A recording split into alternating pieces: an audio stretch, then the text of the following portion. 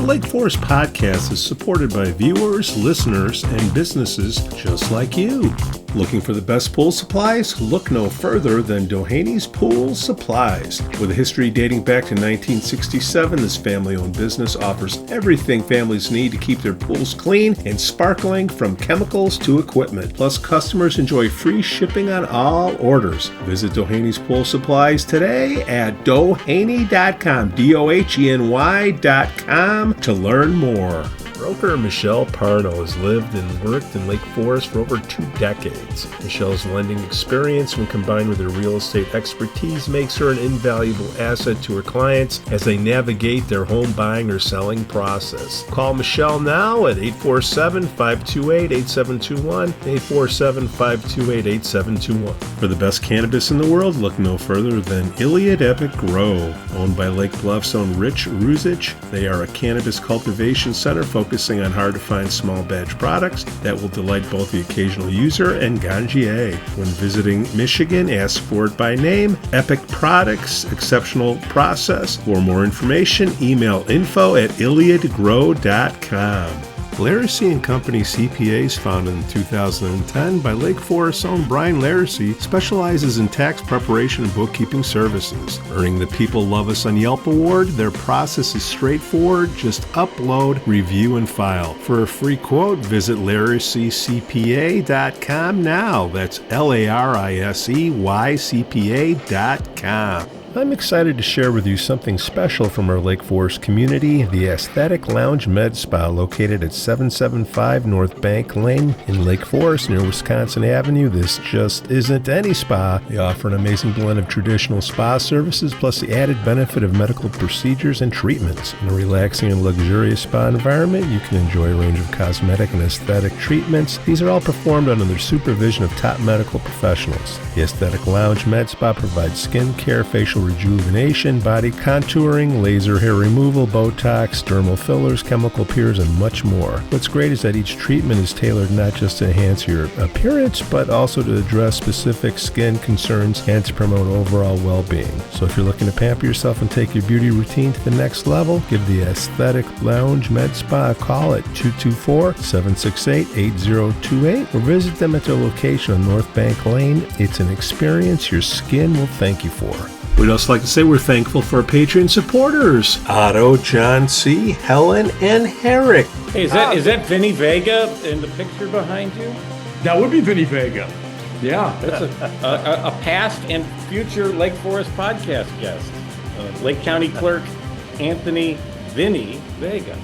Any relation to the Royale with cheese? Vinny Vega? No? I think he did come up with that name. I don't know, but I think he's kind of young, John. John, this is my partner, Joe Weiss. He wasn't on the last time, and there you go. Our guy Skoo Walker, he's too scared to come on the show. A happy belated 60th, Skoo Walker out there. Everybody give him a nice big purple noogie. But ever since we haven't had Skoo on, we're lacking in what's going on with sports. So, and you're a busy guy. You got a couple podcasts. What are they, John? Well, currently there is no podcast. Or blogs. Yes. So yes, a couple different newsletters, but I told you I saw Skoo on a week ago, Wednesday night at the boys basketball game, and if I'd known, I would have been sure to tap him on the shoulder or something, or mention the birthday wishes. But he gets locked in at those games. You really can't, all the noise. He's so focused on that roster. No, I've watched him at the football games, and he is like and they're not easy. And some of the names this year, I got the roster. It's not easy this year. Have you guys seen some of the names on the? I mean, this isn't like Billy White and Johnny McMahon or something. You've got some tough names here to pronounce. You got a lot of consonants. I don't like to mess with him when he's in the zone. Yeah. The premise of this show, John, is a couple guys at the bar talking about things, and I'm in Lake Forest South, otherwise known as Naples right now. And, I'm going to go out to the bar here in a little bit, and the subject of, sports is going to come up. and I don't follow it enough. I mean, I got you on X or Twitter. Okay. Some of the players, like I hooked up with Uline. He got a ride. Congrats, Miami of Ohio. That's as close as I've gotten. But we need you to come on to clue us in. What should we be paying attention to? Who's getting rides? Who's doing well? Like Asa, I just know his first name, Asa, went to Clemson. That's all I, give us an update on what's going on in the local sports, Jon. Well, with the football, yes, you mentioned Logan Uihlein, the last boy in that sort of the trifecta of Uline men to come through the Lake Forest Scouts program. Older brother Mac is a scholarship player at Northwestern. Expect him to see a lot of playing time, this year. Younger brother Brock, Mac's younger brother Brock, Logan's older brother Brock, the middle child, is also at Miami of Ohio. So now Logan will be joining brother Brock at Miami of Ohio. Miami, okay. Right. And he's an interesting player because he's somebody who was Mr. Versatility. Somebody they played mostly on the offensive line, but a year ago, because they just needed extra bodies on the defensive line, played on the inside, played a little nose tackle, played a little outside. Again, he's a big body, about 250 pounds or so. Probably was close, maybe a little bit lighter than that during the season. But yeah, and he played mostly guard, played some tackle along the offensive line. So he's somebody who's also captain of the team, so has some leadership skills. Just so where he's going to play at Miami of Ohio, I'm not really sure. I would probably see him more, who knows? He might play some offensive line, might play on he also played some linebacker as a junior. So he definitely has that sort of, I think, intuition to play wherever that they want him. He has that skill set, capacity to work hard, and someone who is, I think he's just a great addition to any team that he makes because of the person that he is. So he will make that program better. So always good to see another Uline. Unfortunately, there's not a fourth Uline son to come to the program. So that'll be it for that particular group. And then the other signee was, Tommie Aberle, who is a well-known Lake Forest Scout athlete. Kind of a bit of a throwback in the sense that you're talking about somebody who's basically a three-sport athlete, doesn't play baseball anymore, but he'll be a 7-year varsity athlete, meaning 3 years football, 4 years basketball on the varsity. Currently making a good run with the basketball team right now, which we can certainly talk about for a few minutes if you'd like. But he's going to Butler. He's probably going to play linebacker there for Butler, a good Pioneer League school in Indianapolis. Good, solid competition. That's a good fit for Tommie. Tommie, unfortunately, not the biggest guy. If you stand next to him, he's probably about 180, 190 pounds. That wouldn't necessarily work probably at a high Division I level just because of his prototype.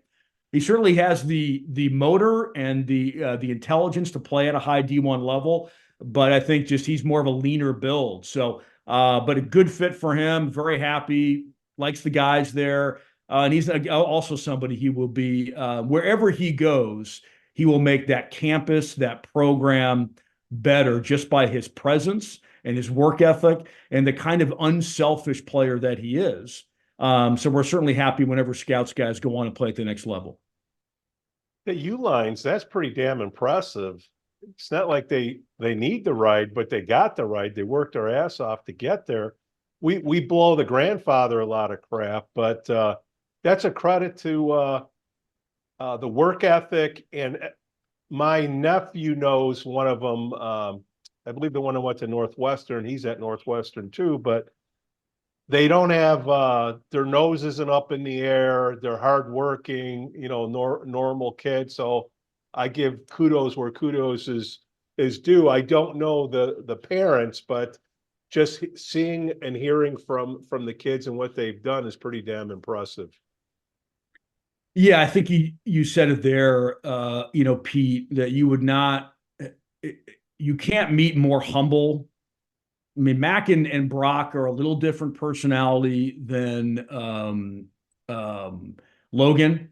Logan's somebody who's going to question things. If you're full of shit, he's going to tell you that. right? He's that kind of kid. He's kind of like the youngest child, right? If you get a younger kid who's going to be, that's kind of more that kind of. They have a daughter as well who's still in high school, but he's the youngest son, and he has more of that type of personality.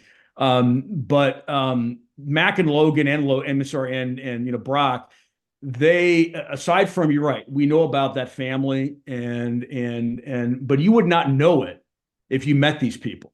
Like, you would have no idea that their father is who he is, or that they are part of a family business that is the ULINE. They are just about hey, it's all about work. It's all about helping my teammates out. If I have to go out and line the field, I will do that. If I have to grab other people's equipment and take it in the locker room, like, they have a blue collar ethic that you wouldn't, again, sort of beguiles the wealth that they come from. Well, Dick and Liz Uihlein are their grandparents, if I'm not mistaken. Correct. So yeah, the parents are Brian and Karen are their mom and dad. Yeah, Dick and is the great job. Grandfather. Yeah, and I think that work ethic comes from their parents, right? And that family. And so I'm a junior scouts coach. I coach our 8th grade team here in the area. I had the pleasure of coaching Logan as an 8th grader, and to see him develop to where he is, you take a lot of pride in that, and I think that's one of the great things about coaching at that age. You can see their growth at the high school level, and what a great job the high school coaches do. And Logan, let's just say he has squeezed, I think, every piece of juice out of that orange that he can at the high school level. Now, to see him in college, I'm really, really fascinated to see what's going to happen. And I'm fascinated to see how Brian and Karen are going to divide their time up. I guess the one advantage to having a son go to the same school as the other one is that avoids a third road trip, right? So you can just go to Oxford, see them both play, and then you can see Mac as well at Northwestern. So that's always fascinating to see how parents have multiple kids in college, like how they figure out their weekends. Well, it'd be like Mrs. Kelce, who we see going between the Eagles and the Chiefs, right, on Sundays, right. Kind of like that. Right. Not anymore. Right. So John, did Jason retire finally? Yeah. So he did. Okay. Oh, did he? Yeah. Oh, that's why he was all decked out in Chiefs stuff. Well, he always does that. He's sports the brother. I mean, lineman. He's the right winger of the family, I think, and the tight end's the left winger. I don't know. I'm trying to keep politics out of it. Whatever. They're all laughing to the bank. The ULINEs. I will say this about them. You can set aside the politics part of it, but if you look at the history of the ULINE Company, they started like nothing. It was a tiny little company, and Dick Uihlein built it into the success that it is. And there's a lot of correlation between success in sports and success in business we've seen over the years. So I think the skills that the Uihlein brothers are showing on the football field, will help one day in their business careers.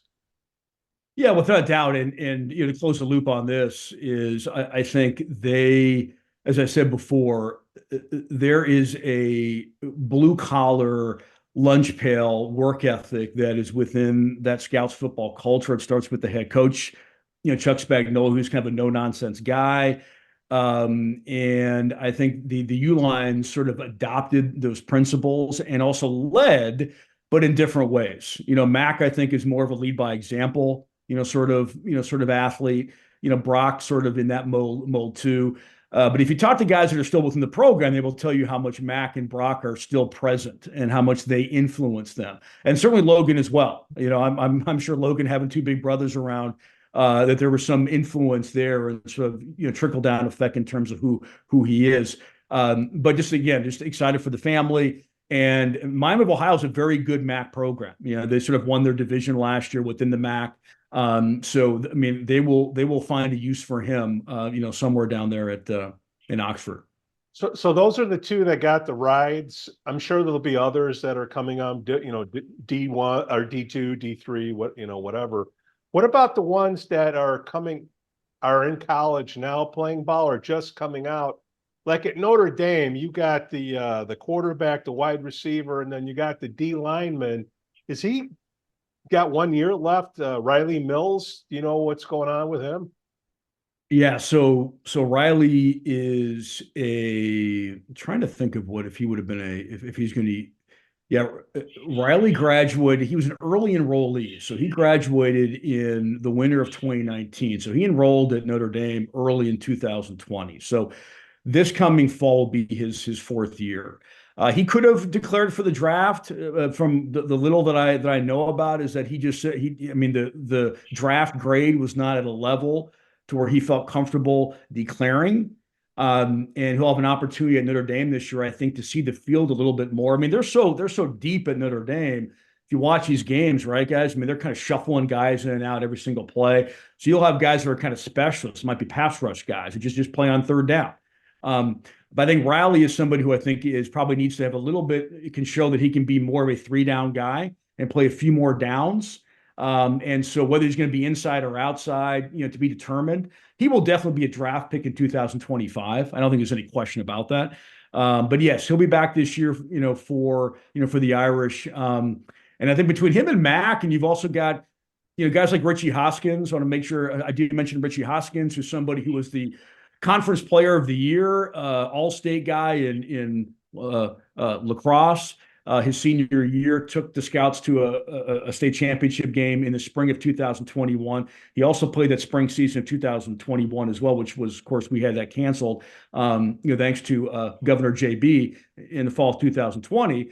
And then in the spring, the Scouts went 6-0 that year, thanks to Hoskins. And Ritchie is now at Vanderbilt and played a little bit last year at slot receiver, caught a touchdown pass against Georgia. So he's somebody who's also moving up a bit and somebody to keep an eye on this year in the fall. That's Ritchie Hoskins at Vanderbilt at wide receiver. The kid that hurt his knee, who was a quarterback and he was a punter and he was the kick everything 2-3 years ago. Do you know what I'm talking about? Anything happened with him? He's probably doing baseball now. So Kai Kroger is a punter at South Carolina, and Right. Kai was a star punter, all-state punter for the Scouts, also a 2020 graduate. He was there 2018, 2019. So he's now South Carolina. Another guy, make sure I mention Kai, who could, I don't know if he'll be drafted, but somebody who has a shot at the NFL. He's all SEC. Check out his Twitter, check out his Instagram feed. And that guy's got like NIL deals. Like he's definitely leveraging living in Columbia, South Carolina, being a football player, guys, right? Piece of it. So I'm trying to think, Pete, of sort of who you're talking about. No, it's that he played wide receiver. He got hurt in the first couple games of the year. This year? When they went to the Final Four, which was 3 years ago. He was baseball. He did everything. Crap. I'll look at it. Yeah, the name's escaping me here. I'm usually it's kind of hard to stop. We'll edit it out. Well, you know what? Okay, we won't edit it out. We need more people to clue us in on what's going on. We're at the bar. We don't know. We need all the help we can get here. Hey, we Joe, do. why are you wearing that particular sweatshirt?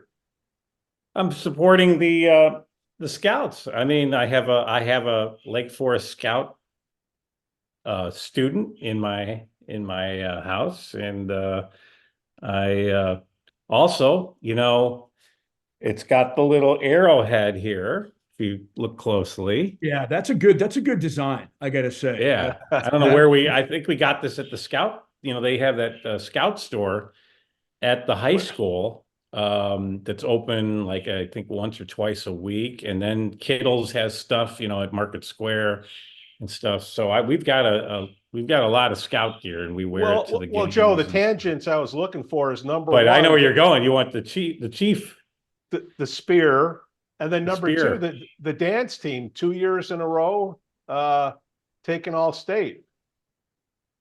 My niece is part of that dance. Just a shout out to a friendly car and the Scouts dance team down there in Orlando, just kind of showing up. I think they were in jazz and Palms, finished top 10, I think, in the country in both jazz and Palms. So congrats to, the girls. And I tell you the dance stuff, Pete and Joe, the amount of time, look, all varsity athletes put in time. Whether it's hockey, whether it's baseball, whether it's basketball, football, all these guys put in time. But the dance stuff, I mean, it is like to have that kind of cohesion is remarkable to me what those girls can do. So congratulations to them. And Pete, I gotta say, if we're supposed to be at the bar, then I would have popped a zombie dust or something. I would have had maybe Joe Neasley at Chiefs come over. Here you go. I got to be down there in Naples with you, man, and doing some day drinking on a pretty dreary, winter day here. I heard it's 60 degrees in Lake Forest. I'd be out there in my dingo suit. It is fairly warm here today. So it has, but Joe, I've been burning the styrofoam all night long to get some global warming going here. Well, it's kind of funny. Joe just leaves Naples. Don't tell Alderman Rummel. Oh, don't get me going. But Joe, isn't your daughter on the cheerleading team or something? Was she a part of that? Yes. JV, okay, yes. Got it. Okay. Just, just trying to give the the women's scouts a little. Yeah, I look, any sport, cheerleading, dance, football. I mean, it could be badminton, right? I mean, whatever it is, if you're gonna do it, it takes time. It takes, and all these kids have to balance that with their academic work. So it is, my hat is off to any student athlete at any level, what they do, and the parents. When I watched that NFL draft, I used to just watch to see how the Bears would screw up the draft, right? But I now that I'm a parent and have had, kids in high school and athletes, athletics and stuff, I watch to see the parents, to see, their reaction when they are, their little kid who they've been driving every day to practice for years and years gets picked to be in the NFL. Wow. That's to me is really cool as a parent, as a parent of a student athlete. And I'm sure, whether it's the ULINEs or these other kids you're talking about, the family's got to be really proud of their kid, and they deserve as much credit as the kid for supporting them and, driving them to practice before they had their driver's licenses, all that stuff. Joe, I'm sure there's a soundbite in there somewhere. I'll get in the Lake County Gazette on that one. Thank you. Tell me about the spear. I've questioned Montgomery a few times, and I just got tired of going through the FOIA process. Do you think they're really going to get rid of the Scouts logo, Jon? They can't. They can't. I know there seems to be that. I know there's some recent legislation, right, that is going around. I can't think of the name of the state assemblyman who is attempting to cancel mascots and logos. That will never happen up here. I can't see. I don't know why that the administration would want to take that on. I just don't. I don't see it. And so, do you guys sense a push or a movement from residents or parents who want to get rid of it? I think there's a vocal minority out there. And, unfortunately, as we learn sometimes in politics, the squeaky wheel gets the grease. But I think if it was ever put on the ballot as a referendum, keeping the Scout would win in a landslide. I don't even think it's a partisan issue. I think it's, and I've seen other schools that have done this. I grew up, I went to Niles North, and the sister school to Niles North was Niles West. And, when I was a student, they were the Niles West Indians. They are now the Niles West Wolves, because about 20 years ago, they fell into this political correctness trap and changed the name. And I remember at the time, like, okay, so Niles North is the Vikings. Is that derogatory towards Norwegians, stereotyping, or Scandinavians, stereotyping them as these Vikings? Where does it... Miami, Florida, University of Miami, they're the Hurricanes. That's a weather event that's killed probably 1 million people in the course of human history, hurricanes. So political correctness gone awry, in my opinion. Well, Lake Forest is, despite what people hear or whatever the headlines are, it's basically a conservative town. I feel that I bring it up because I went to Lane Tech, and just recently the Indians turned into the champions. what the hell is a champion, but I do see, like, if somebody needs to get a headline for a political move, a school board or something, I do see them throwing that thing out there. And there has been talk about, there's been talk, but it doesn't seem like it's getting any legs, because right now, Joe, when does that tax bill hit? April. So there's going to be a lot of bitching when that thing hits. I was going to say, there's going to be a lot of people aren't going to be talking about this anymore. They're going to be talking about, oh my gosh, this is how much I owe. Now, now, John, you can step out on this, because remember, we're at the bar and these things come up. You see that Bob the Builder guy that shows all the different construction things going on. Very, very well done video productions by what's the communications lady again? I forget, my best friend. I don't know, but she's doing. Well, I don't think she's doing it. They hired an outside firm to do it. For about $30,000. Yeah. I think you mean at District 115. I think it's Melissa Oakley, who I think. Yeah, it's Melissa. Melissa knows. Well, we don't want to get Jon canceled like we got Skoo canceled with. Yeah, we don't want to go there. School, so. Oh, guys, that's okay, guys. Read my newsletter going back to 2020. So trust me, I've been canceled many times over, man, doxxed online. So trust me, nothing that can happen now is close to what was going on during all that stuff a couple of years ago. Yeah, and that's a good point you bring up, Joe. I just don't think in this particular environment, with what's happening with the referendum going and the tax bills and what's happening with the school and them barely pushing that across the finish line, right? Last year. And a shout out to the Parents Care people who continue, I think, to do a really good job of just presenting the facts here, presenting the information, presenting the data. I just can't see them taking something on okay, Scouts, now let's have a conversation about kind of what that means. And let's have a conversation about, maybe who might be offended by a spear, or about we're in an environment now, in a culture right now where feelings matter too much anyway, and we have too many people now that ignore facts.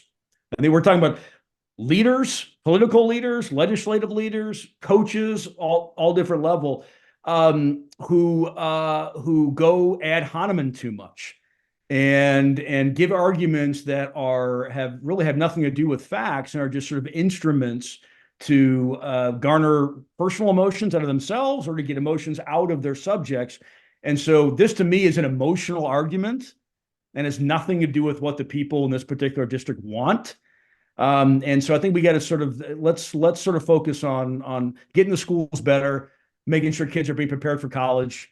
And making sure we're going out and supporting our young people athletically, academically, socially, all these types of things, and not get caught up in some sophistry discussion about, a nickname, which to me garners more pride. And people actually went back and researched what Scouts were and what it's really about.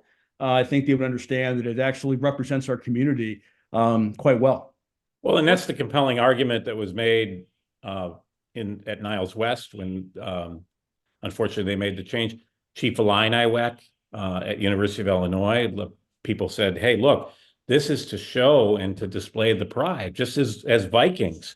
And Pete's doing the tomahawk chop there. The team that just won the Super Bowl, the woke Kansas City Chiefs, thanks to Taylor Swift, supposedly, every game at Arrowhead, that whole crowd does the tomahawk chop, just like the Atlanta Braves fans and the Florida State Seminole fans. So, I mean, I think it's a big nothing burger. I think it's when people have nothing to talk about, they go on this tangent, and it gets a little bit of juice every once in a while, like Cleveland Indians just changed their name, Washington Redskins, some of that, but then it dies off because there is so much more important stuff out there to talk about, as you just said. Yeah, no, I mean, the nickname thing to me, as a Washington Redskins fan, as who grew up in Virginia during the 1980s and was a fan of those teams, that was strictly an owner. It was a money decision. FedEx was going to cancel, due to public pressure and sponsorship pressure, they were going to cancel the naming rights on the stadium if Snyder didn't change the name. So he flipped it and changed it. The new owner, I'm hoping, will go back to the Redskins, and to the heritage of that team and sort of, what they're about. And I'm with you, like, guys. It's like to me, sports is the last meritocracy. So I try not to politicize it. When I watch the game, I want to watch the game. I want to have a beer. You're hanging out with your buddies, whatever your family wants. I don't want to be thinking about what these people's political stances are, or sort of what they do outside of that field of play. But it was difficult for me watching, you're right, the Chiefs this year. As soon as Travis Kelce took money from Big Pharma, as soon as he did that, Pfizer commercial, it tinted my view of him a little bit. I couldn't care less with the whole Taylor Swift thing. I thought it was more funny and amusing than anything else. But that's kind of the environment that we're in these days, unfortunately.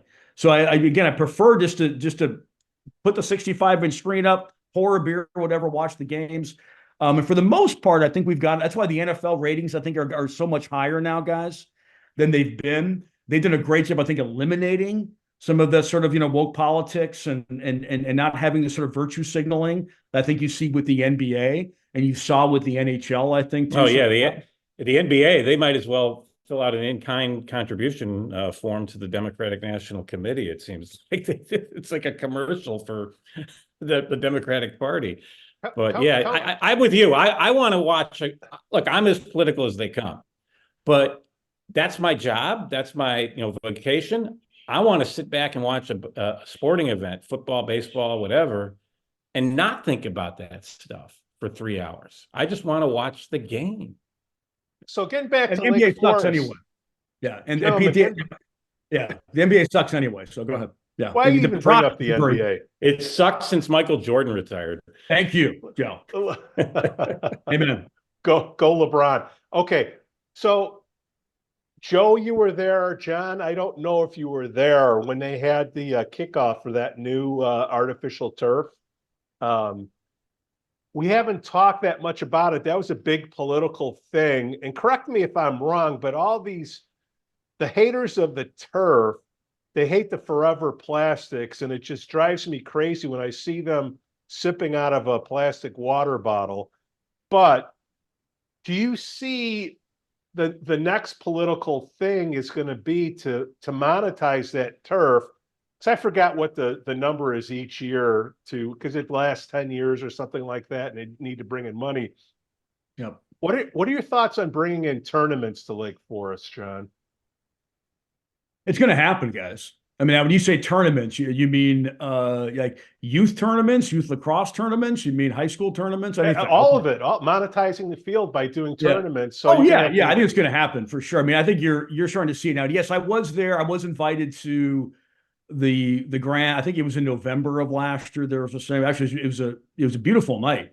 Weather-wise, I couldn't get there for the actual ceremony, but I did get there and sort of saw the field itself. And I know we will be, we're going to run a spring football league, and we're going to practice on that field for the first time. And then we'll be able to play this season, hoping to have some home games there, at least for, junior scouts there in the fall. And to me, that's what it's supposed to be for, that it should be a shared usage field. And it should be an opportunity for the rec programs, right? They should be able to use those fields.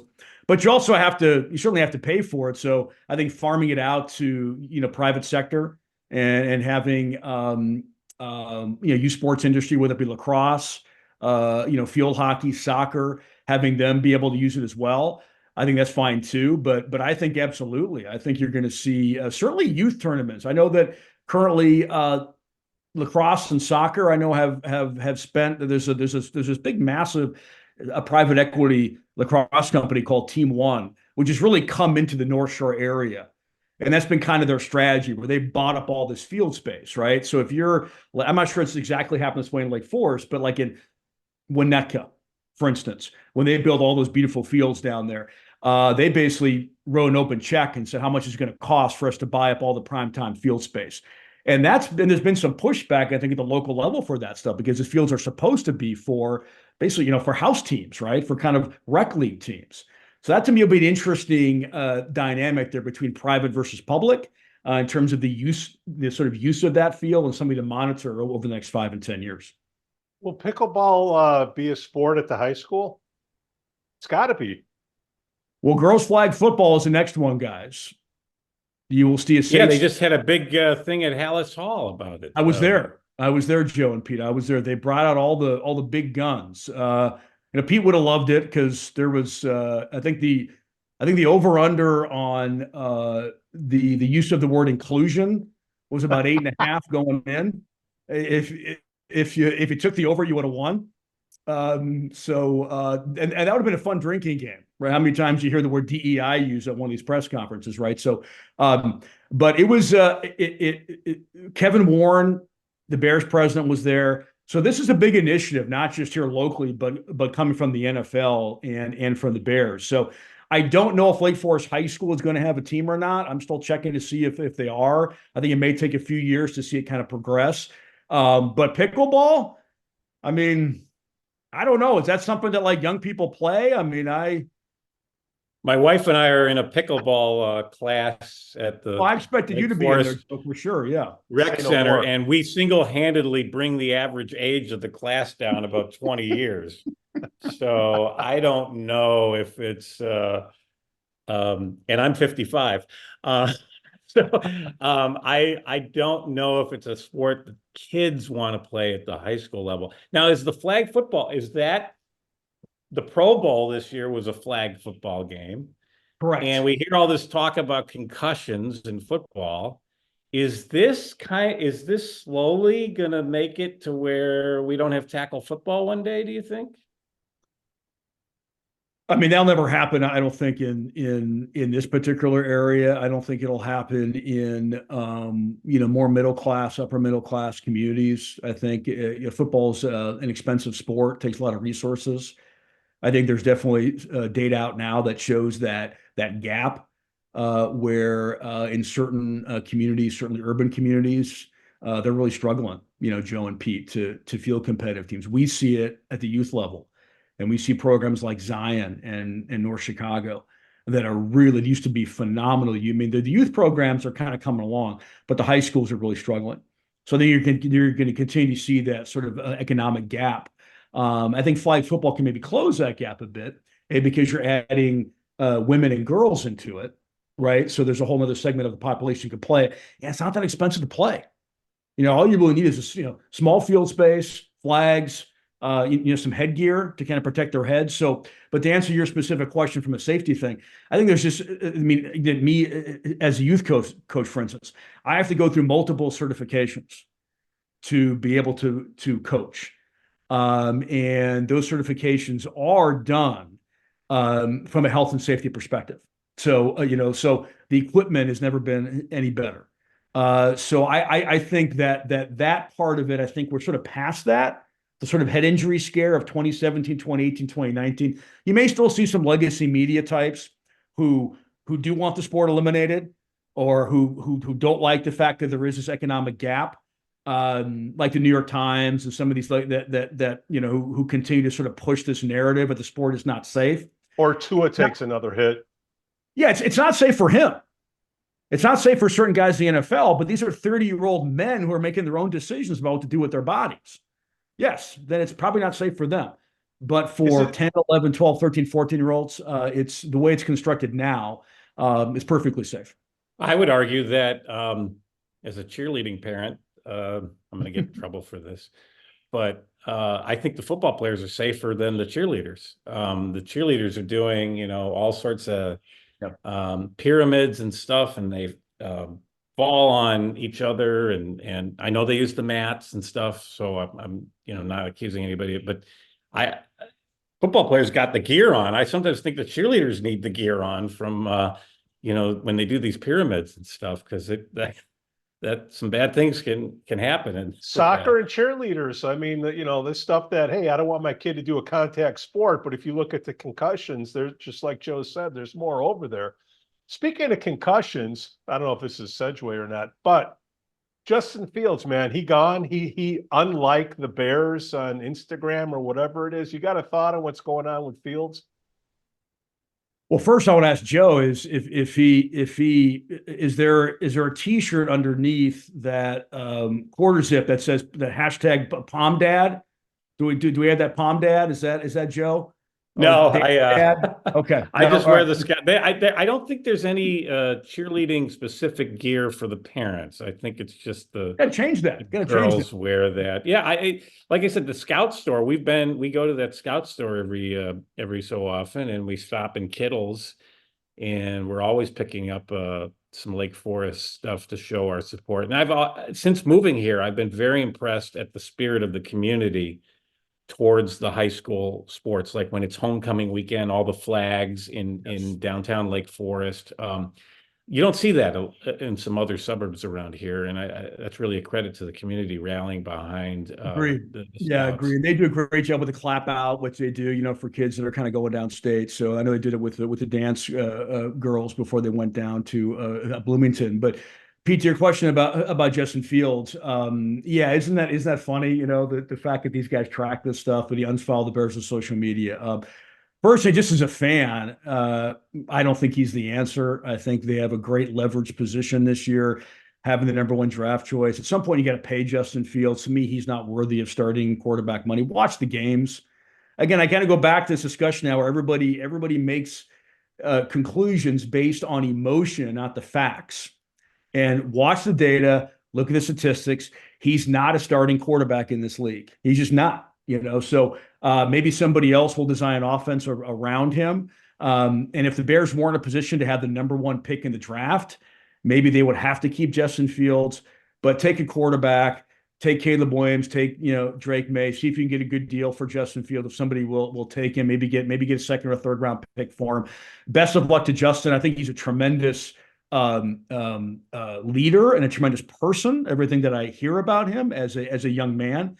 But he's not a starting quarterback in this league long term. Is Caleb Williams the answer? I think one of those guys is Joe. I think, right? I mean, Redskins, hail to the Redskins, Commanders fan. They have the second pick.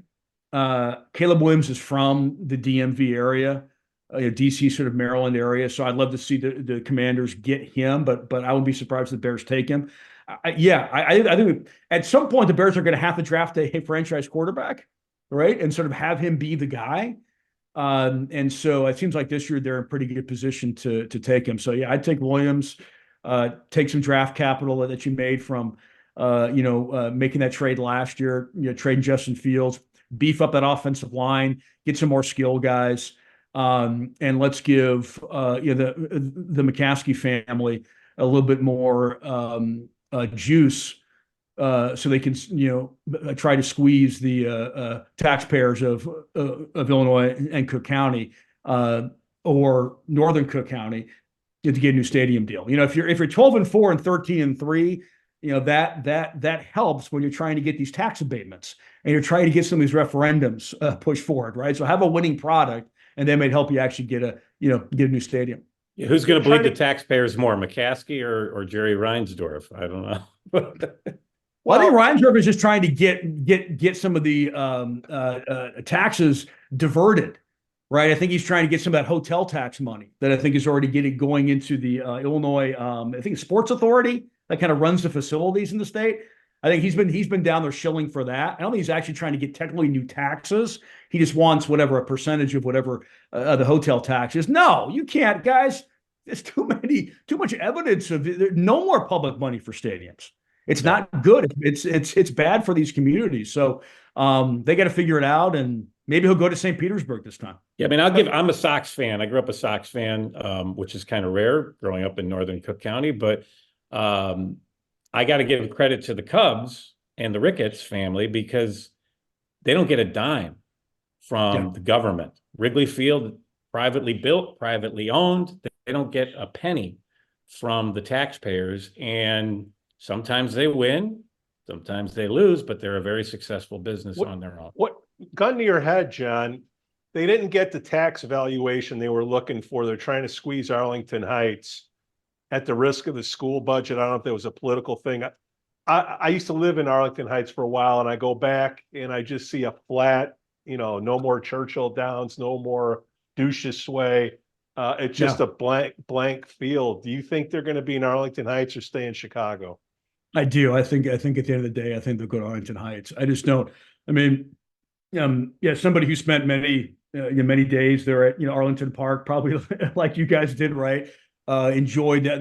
Those are always kind of fun day trips to make. Speaking of day drinking, right? That was always a good hooky day, and kind of go to Arlington Park and kind of play the ponies. I mean, not that I would ever do anything like that ever. I was goaded into going, guys. I was never the leader. I was always a follower in that particular situation. If you need gambling help, dial 1-800-GAMBLER. Speaking of that, my FanDuel app is blowing up right now. But anyway, I just think so. I don't know any other option. I mean, right now, I know that Kevin Warren is sort of taking bids, or at least having conversations with people out of Naperville and some other areas. But again, they already put millions of dollars in that particular site. And I just think it's kind of a waiting game, and where eventually I think they will sort of get what they need to be able to move forward with it. But if I were a resident in Arlington Heights, I wouldn't want it. I wouldn't want it. I mean, if I lived there, I would move, or I would, I just don't. And especially, I wouldn't want it if a penny of my tax dollars was going to fund this. I wouldn't want it. But the site that will eventually, wherever it's built, assuming it's a dome stadium, that site will eventually have the Super Bowl, March Madness, all sorts of other events probably. And if you remember, way back, Kevin Warren was giving a speech. I shouldn't say way back, but a few months ago, Kevin Warren was giving a speech somewhere, and he said, I just got off the phone with Lake Forest, and we have interest in the state. And so for about 12 hours, there was this rumor going around town that the Bears were going to build the stadium in Lake Forest. Now, it later got clarified when he said, I got off the phone from Lake Forest. He meant their office in Lake Forest had gotten a call from, I think it ended up being Aurora on this. But for like 12 hours, we're all thinking, where in Lake Forest are they possibly going to build the stadium? Are they going to Ellowa Farm? Are they going to just put, and since we live right by Ellowa, we're thinking, hey, one day the Super Bowl is going to be across the street from, but it was all, so I can see, though, Arlington Park, the racetrack, even when they had like a capacity race, like Arlington Million or whatever it was called, that's like 20,000 people. Yeah. NFL games are what, 75,000 people? That's a lot more traffic. So that's... You're a 25-minute express ride from Ogilvie to get to Arlington. Yeah, but most people don't take the train to a Bears game, Pete. They drive. Oh, really? And then they like getting out of there? I'm telling you, 80, all right, you tell me. 80% of Bears fans don't use public transportation. I agree. Yeah, I would agree. Yeah, as someone who used to live down in that area, I live in the South Loop. I was able to walk to the 18th Street Bridge and just go to Bears games. Remember going to a Bears Texans games? I think it was in the late 2000s, 06, 07 or something, and the announcer. It was the coldest game that year in the NFL, like pregame before the kickoff. And welcome to, and by the way, NFL, it's -5 degrees. Go Bears, So solid memories of being down there. But yeah, I know I'm with you, Joe. They still have to obviously work out some of these particulars, and the fact that it's going to be this is going to be a facility, a complex, and not just a Bears stadium. And as a fan of someone who lives in the suburbs, I would love to see it. I would go to that, right? As somebody who doesn't really go downtown as much as I used to, I would say yes. I might be more inclined to go to more Bears games, or go to events or concerts. Taylor Swift. I go to more concerts now. They go to sports. Go to more concerts there. I'm just thinking of, is it good for the residents? Is it good for the state or for the county? Is it a good investment? These types of facilities, and I think historically, it's a lot of puffery. A lot of puffery from these franchises, from these billionaire owners. And you're right, Joe. Give credit to Tom Ricketts, mostly because you hired Theo Epstein. That's what I give him the most credit for, and staying out of his way and letting a Hall of Fame guy do his job. And I think Jed Hoyer is doing a great job, and they're good. Although sign Cody Bellinger, please, and get that over with, right? But I would certainly, I'd be very skeptical of it. I'd be skeptical of whatever numbers that they put out there as, projections for how this is going to be good for Arlington Heights or, good for the county. For the Bears, and we'll get on to the next topic and close this out. To me, the impression that I get is that this is the smartest group that has been running things for a long time. Maybe they got lucky with the draft picks or the way they're leveraging things. Am I looking at what was Polian? Was he pretty smart? I mean, we're going back to the 80s. That's, last time I was paying attention, but it seems like Virginia's got a decent team with Poles and whoever's running things. What's your thoughts? Yeah, I mean, Ryan Poles was hired a couple of years ago to replace. Trying to think who the previous GM was. Ryan Pace. Ryan Pace, yes. And so I think what they finally has done, guys, you hear this a lot now in sports when there's changes in the org chart, in the org structure, is you hear this word alignment. And I think in previous decades, you did not necessarily have the best alignment, meaning you might have a president like Ted Phillips, right, who was there for a long time, but he's not really a football guy. So he would sort of, I think, concede football decisions to maybe a GM, but then that GM wouldn't necessarily hire the coach because maybe the president hired the coach. So who's really in charge? So I think hiring Kevin Warren, it's clear who's in charge. And so now there appears to be more of a org chart where it's sort of up, down, up, however you want to say it. But in terms of who's making the decisions, the head coach, Matt Eberflus, he coaches a team, right?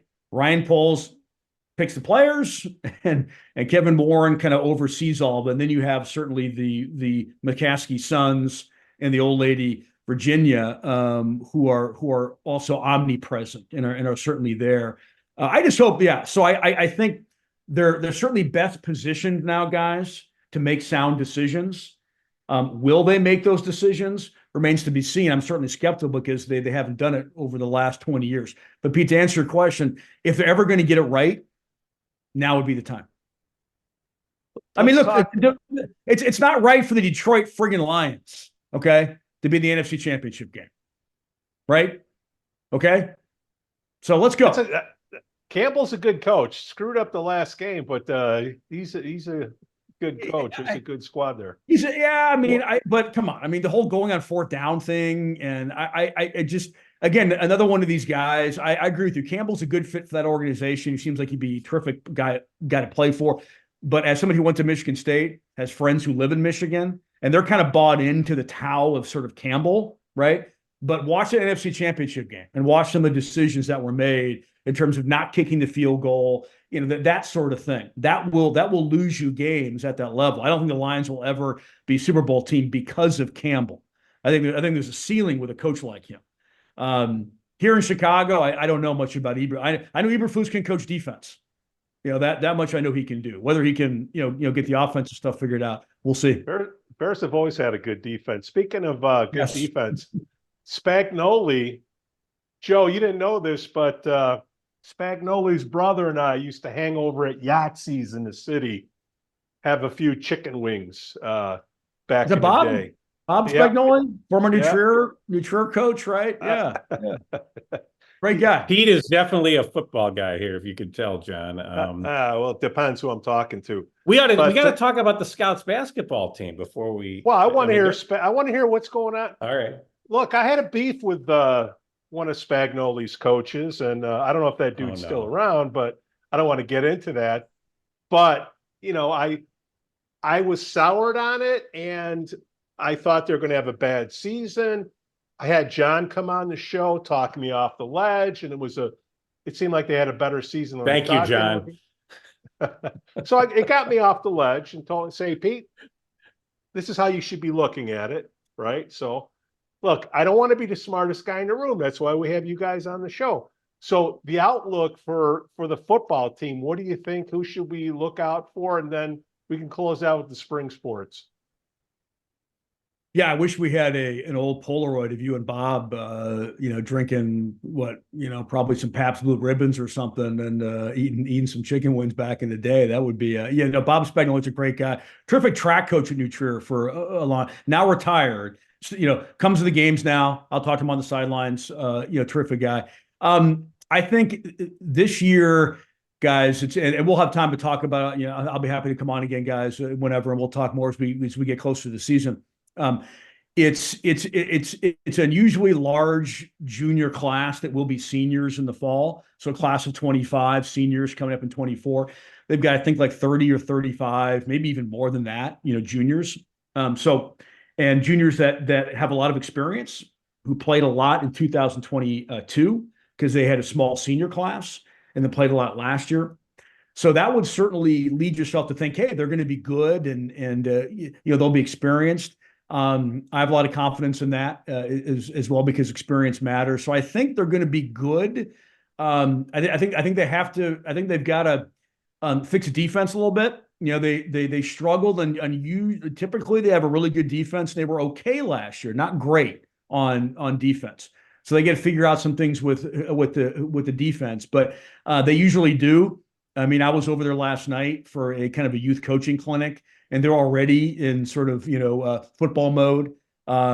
Those coaches work extremely hard. Spagnoli goes to clinics. He's got a massive network base, so he'll do whatever. He's a defensive guy. Who's going to do the offense? Defensive guy. Well, the offense will be the same guy who's been doing it, I think, since almost not quite the Tommy Rees era. Again, and Phil Dewald. He's sort of Chuck's right-hand man, offensive coordinator. And he's kind of a run the football. We're going to do play action off of that, run some boots, run some screens. That's kind of what the Scouts system is. And the offense has been pretty good, really the last, through that good playoff run of 2021, 2019.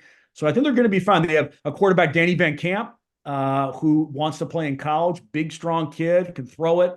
They got a good running back coming back named Marty Hipple.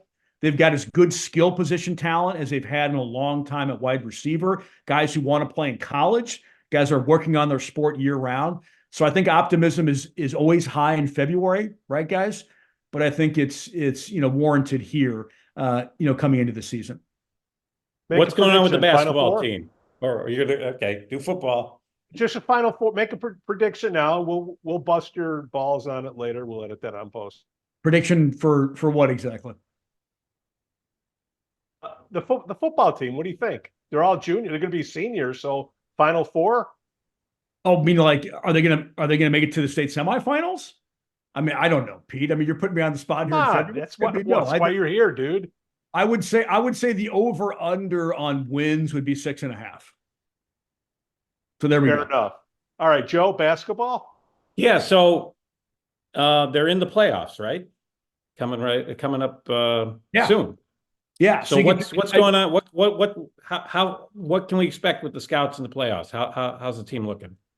Well, you can go to scoutsfootball.substack.com. I actually did occasionally I will venture away from football. It's the off season, and write about some other sports in Lake Forest. Had a piece up on Tuesday on the basketball team. One of the better teams that they've had, guys. So so I think they're a number 2 seed in the St. Viator sectional. Tonight, we're recording this on Wednesday. They are playing a Northside Prep in the first round of the Class 3A postseason. So I expect this team to make it to the sectional championship game. They'll have to face likely DePaul Prep, which is ranked number 3 in the state. That'll be a tough matchup. Tommie Aberle is the point guard on this team, terrific player. They've got a lot of other pieces, a real good junior named Hudson Scroggins, real good post player. It's a team that is more of a populous distribution. I mean, they rely on more guys. They're about 8 deep. A fun team to watch, guys. If you get a chance to get them in Friday night, they're probably going to play in the regional final. Get up in North Chicago, watch them play. The coaches are having a great time with this team. No drama, just a good group of kids. It's a fun time of year, and definitely get out and watch them. And watch Tommie Aberle play as long as you can, guys. Special athlete. We're not going to see someone like Tommie for a long time. He is I can use both hands, left-handed guy, drive, assists. He just set the single season assist record for the Scouts this past year. So get out and watch the Scouts play here in late February, hopefully into March. Jon, talk about your Substacks. You got 2 of them. I know you like to stick on the sports, but you do have another blog that you put out there, newsletter. Yeah, so I appreciate that, Pete. Thanks. Yeah, you can go to the Scouts newsletter, and some of you listening to this might be on the email list. If you're not, you can go to the website, get on the email list. It's all free, and you can get content there. I also have a website, kerr.substack.com, where I write about other topics, political topics, cultural topics, education. Again, go to the website there. Get on the email list. You'll get my kind of weekly Sunday 6 column. I'd love to see your Sunday 6 column on what Nancy Rodering's trying to do to Jeff Hubler and Chris Walker at Ravinia Brewing. Great joint, by the way. Nothing better than a community beverage with a shot of Malort on the side. Great job, guys. Sega Genesis, one of the best bars. We'd also like to say we're thankful for our Patreon supporters, Otto, John C., Helen, Herrick, and J.M. Looking for the best pool supplies? Look no further than Dohany's Pool Supplies. With a history dating back to 1967, this family-owned business offers everything families need to keep their pools clean and sparkling, from chemicals to equipment. Plus, customers enjoy free shipping on all orders. Visit Dohany's Pool Supplies today at doheny.com, DOHENY.com, to learn more. Broker Michelle Parnell has lived and worked in Lake Forest for over 2 decades. Michelle's lending experience, when combined with her real estate expertise, makes her an invaluable asset to her clients as they navigate their home buying or selling process. Call Michelle now at 847-528-8721, 847-528-8721. For the best cannabis in the world, look no further than Iliad Epic Grow. Owned by Lake Bluff's own Rich Ruzich, they are a cannabis cultivation center focusing on hard-to-find small batch products that will delight both the occasional user and ganjier. When visiting Michigan, ask for it by name. Epic Products, exceptional process. For more information, email info@iliadgrow.com. Laracy & Company CPAs, founded in 2010 by Lake Forest's own Brian Laracy, specializes in tax preparation and bookkeeping services. Earning the People Love Us on Yelp award, their process is straightforward. Just upload, review, and file. For a free quote, visit LaracyCPA.com now. That's LARISEYCPA.com. I'm excited to share with you something special from our Lake Forest community, the Aesthetic Lounge Med Spa, located at 775 North Bank Lane in Lake Forest near Wisconsin Avenue. This just isn't any spa. They offer an amazing blend of traditional spa services, plus the added benefit of medical procedures and treatments. In a relaxing and luxurious spa environment, you can enjoy a range of cosmetic and aesthetic treatments. These are all performed under the supervision of top medical professionals. The Aesthetic Lounge Med Spa provides skin care, facial rejuvenation, body contouring, laser hair removal, Botox, dermal fillers, chemical peels, and much more. What's great is that each treatment is tailored not just to enhance your appearance, but also to address specific skin concerns and to promote overall well-being. So if you're looking to pamper yourself and take your beauty routine to the next level, give the Aesthetic Lounge Med Spa a call at 224-768-8028 or visit them at their location on North Bank Lane. It's an experience your skin will thank you for. We'd also like to say we're thankful for our Patreon supporters, Otto, John C., Helen, and Herrick.